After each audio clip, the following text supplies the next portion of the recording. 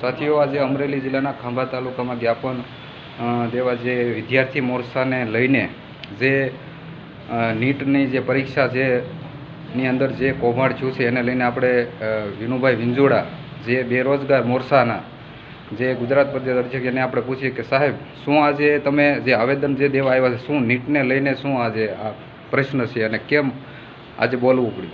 આજે ભારતીય વિદ્યાર્થી મોરચા સંગઠનના માધ્યમથી તમે લોકો જાણો છો કે નીટની એક્ઝામ જે આપણા આવનારી પેઢી કે 24 લાખ વિદ્યાર્થીઓએ જે નીટ પરીક્ષા આપી અને એની અંદર જે પેપર લીક થયા, તો ભારતીય વિદ્યાર્થી મોરચા સંગઠનના માધ્યમથી એવી માંગણી કરવામાં આવે છે કે આ જે નીટની પરીક્ષા જે છે એ રદ કરવામાં આવે અને નવી પરીક્ષા નીટની લેવામાં આવે. એટલા માટે અમરેલી જિલ્લાના ખાંભા તાલુકાની અંદર ભારતીય વિદ્યાર્થી મોરચા સંગઠનના નામથી અમે ખાંભા તાલુકાના મિત્રો અને વિદ્યાર્થીના જે પેરેન્ટ્સ છે એ બધાએ મામલતદાર સાહેબને આવેદનપત્ર આપ્યું છે. કારણ કે આ જે NTA છે એટલે કે નેશનલ જે ટ્રેનિંગ લેવામાં આવતી હોય એ લોકોએ તમે જુઓ તો બિહારની અંદર, ગુજરાતની અંદર એવા લોકો પાસેથી માહિતી મળવામાં આવી છે કે ભાઈ 10-10 લાખ રૂપિયા લઈ અને જે નીટને જે પેપર હોય અને એનું સોલ્યુશન કરવામાં આવ્યું છે. બિહારની અંદર બહુ મોટો કૌભાંડ થયો છે અને મેન વસ્તુ મહત્ત્વ એવું છે કે આ જે નીટનું જે પેપર લીધા પછી આનું જે રિઝલ્ટ આવવાનું હોય કે જે પરિણામ આવવાનું હોય એ 14 તારીખે આવવાનું હતું, પરંતુ ક્યાંક ને ક્યાંક આ ષડયંત્રને છુપાવવા માટે આ લોકોએ 4 તારીખે કે આપણું જ્યારે ઇલેક્શનનું જ્યારે રિઝલ્ટ હતું ત્યારે આપવામાં આવ્યું. એનું કારણ એવું કે લોકો ચૂંટણીના માહોલની અંદર હોય, કોણ હારી ગયું, કોણ જીતી ગયું.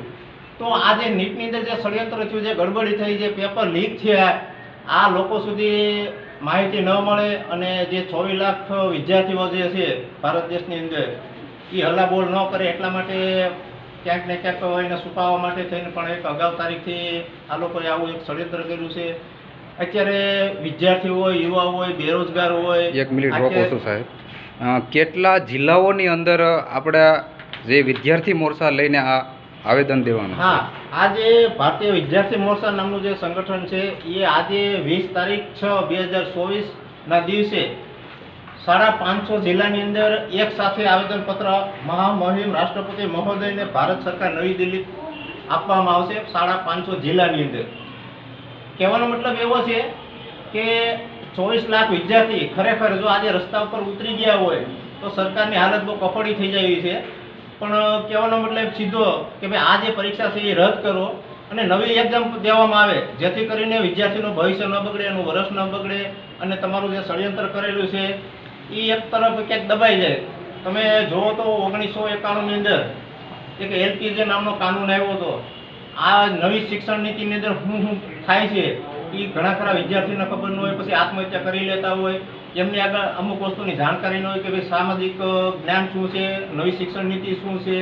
અત્યારે તમે જુઓ તો જે શિક્ષકો છે એ દરરોજ માટે અત્યારે પણ તમે જોઈએ તો સોશિયલ મીડિયાના માધ્યમથી કે એ રોડ ઉપર આવ્યા હોય, હલ્લાબોલ આવનારા ફરીથી આ જે સરકાર છે એ નીટને લઈને અગર પેપર ફરીથી અગર એ દેવામાં નહીં આવે તો આવનારા સમયમાં ભારતીય વિદ્યાર્થી મોરચાની શું ભૂમિકા રહે છે? હા, સંગઠન શક્તિની સાથે સંગઠનનો કોઈ પણ ભારતીય વિદ્યાર્થી મોરચા સંગઠનનો કોઈ પણ ઉપરથી આદેશ આવશે કે કોઈ ધરણા પ્રદર્શન કરવાના છે, કોઈ રેલી પ્રદર્શન કરવાનું છે, તો જે કાંઈ એમનો ઉપરથી આમના માનનીય રાષ્ટ્રીય અધ્યક્ષ સિદ્ધાર્થ મૌર્ય સાહેબ એમના દિશા નિર્દેશ અનુસાર જે કાંઈ આદેશ આપવામાં આવશે એ કરવા માટે અમે તૈયાર છીએ.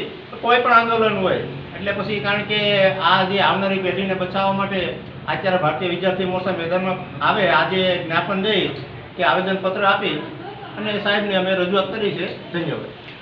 સાથીઓ, આજે અમરેલી જિલ્લાના ખાંભા તાલુકાની અંદર ભારતીય વિદ્યાર્થી મોરચાને લઈને જે આવેદન દેવામાં આવ્યું છે કે આવનારા સમયની અંદર સરકારને એ